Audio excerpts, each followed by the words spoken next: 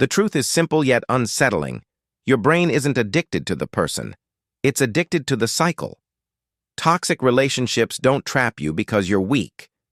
They trap you because your brain has been rewired to crave the very highs and lows that keep you hurting.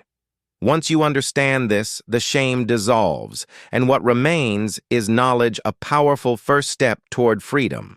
Think about it. If you've ever wondered why you stayed with someone who drained your energy, made you question your worth, or constantly left you walking on eggshells, it's not because you didn't know better. Deep down, you probably did. The real reason is that your brain was quietly running its own survival program, convincing you that the chaos was safer than the unknown. Here's how it happens. When a relationship swings between affection and rejection, your brain's reward system gets hijacked. One moment, you're flooded with dopamine from kindness or intimacy, and the next, you're starved of it by coldness, criticism, or silence. This unpredictable reinforcement is the same mechanism that makes gambling addictive. The uncertainty of the next win keeps you hooked far more powerfully than consistent rewards ever could. Your partner doesn't even have to be intentionally manipulative. The cycle itself is enough to pull you in. And here's the shocking part. The stress chemicals released during conflict like cortisol and adrenaline can start to feel familiar, even comforting, if they echo what you experienced in childhood.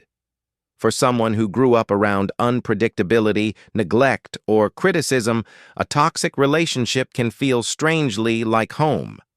It doesn't feel good, but it feels known, and the brain often mistakes familiarity for safety. That's why people can end up mistaking chaos for love. This is why breaking away is so hard. When you try to leave, your brain panics. It's like suddenly quitting sugar or caffeine. Your system craves the rush of the cycle.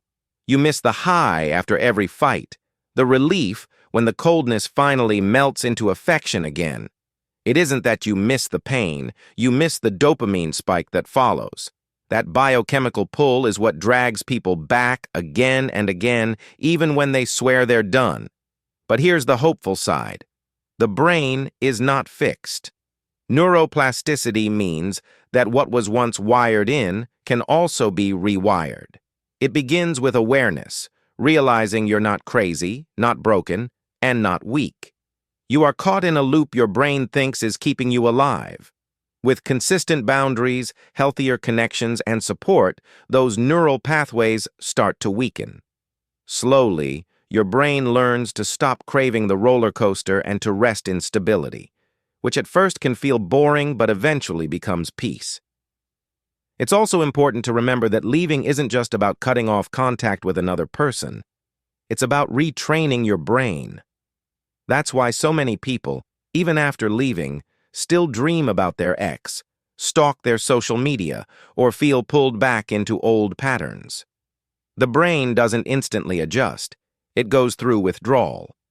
That withdrawal is not proof you should return. It's proof that your healing has already begun. And maybe the most liberating truth is this: your brain's addiction is not your identity.